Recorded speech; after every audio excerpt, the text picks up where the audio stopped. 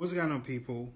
Today I want to talk about Paul Kagame, the president of Rwanda. My question is Paul Kagame a hero or a villain of Africa? Is Paul Kagame a hero or a villain? On one hand, on a positive note, he has taken his people out of hell. Rwanda, I mean. He has built infrastructure. He has organized the laws perfectly well. Security is amazing in Rwanda. Healthcare is on point. The hospitals are amazing. And international investment into Rwanda is at an all-time high. In fact, they're calling Rwanda the Singapore of Africa. On the other hand, is according to reports, and a lot of people know that, is very involved with the destabilization of Congo and its resources. The resources in Congo passes through Rwanda, and there's an affiliation through reports that M23 are actually part of the Rwandan army. And that association with Congo and its resources, it's a very, very picky and touchy subject because there's lives of people involved. That is the negative. So now we've talked about the positives and we've talked about the negatives. Now let's ask a few questions. Is Paul Kagame controlling the whole operation in Congo? No. Is Paul Kagame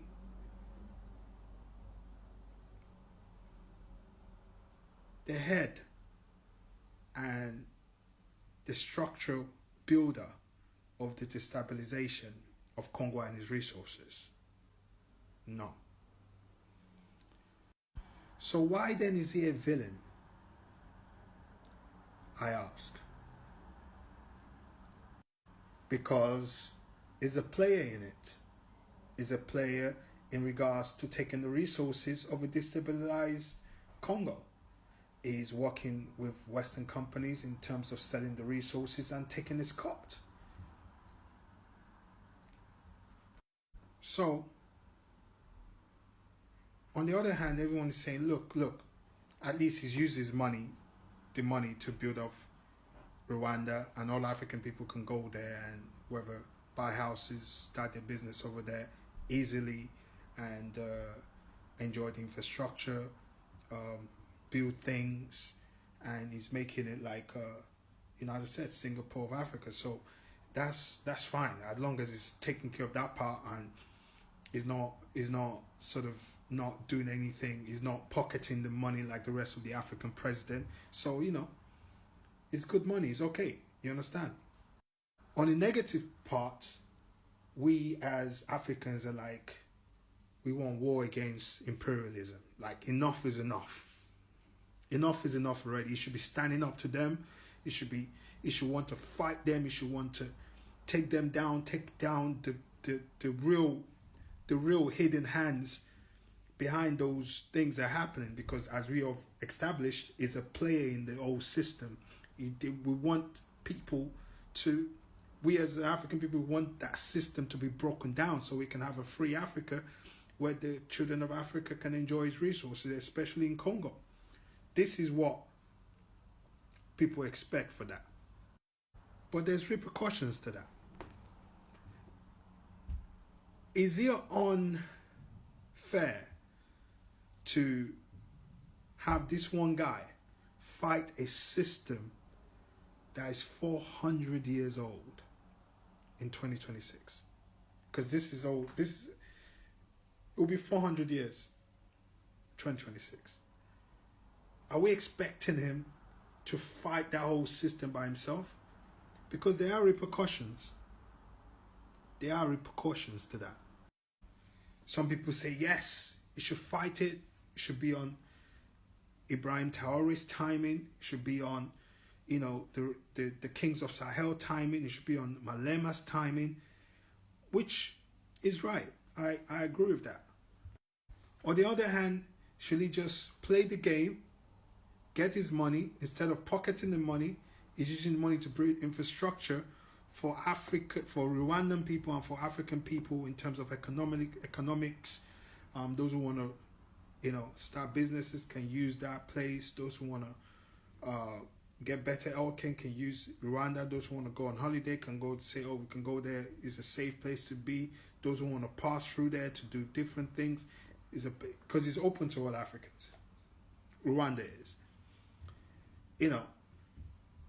A lot of people are like, what's he supposed to do? Like, at least he's doing that, But some people are also saying, look, we have to fight this system. Is he a hero or villain? Or is he just playing the game? What do we expect him to do? So that's the complexity of Paul Kagame. I'm in two minds about it, personally. I don't know what you think. I would like to know what you guys think in the comments. I'm in two minds about it. On one hand, we want to have a place like Rwanda to be shining light in Africa and do what it does, and maybe he will be a good example to other African presidents. And on the other hand, I'm like, man, the time is now to fight this system. It would be nice if those people got their hands away from those resources. It would be nice that Congolese children are not dying almost every day. It would be nice that Congolese children and families are not getting displaced and treated badly. But what I also want to say is, are we pointing the gun at the right person though? Are we? Shouldn't we be pointing the gun at the big players involved as opposed to him? Because he's not the only one doing it. He's the only one using his money to build his country up. The rest of the other guys are pocketing the money and putting their money in Swiss banks and foreign banks, where their their children's are like, they don't even take commercial flights. You know what I'm saying? Like, they're on private jets and shit like that. You know what I'm saying? Should we give him credit for that part? Which part of me does, for building this country? But also, are we pointing the gun at the right people? Is it a deflection for most Africans by blaming someone that looks like us being part of the system? Because he's taking orders. He's just negotiated a big part of his stuff. He has stored tons of those resources in Rwanda, which also creates in terms of gold, the amount of gold he stored, he backs his bank and all of that stuff. Those things are economically amazing to do that. But on the other hand, is part of the system that displaces Congo. But he did not create that system. He did not create that system. Are we pointing the gun at the wrong person? Or should we also point the gun at the real people and also hold them accountable? Because those two things can be right. So I ask the question again. Is Paul Kagame a hero? Or is he a villain? Let me know what you guys think. And I'm going to reply to your comments so we can have a longer discourse about this.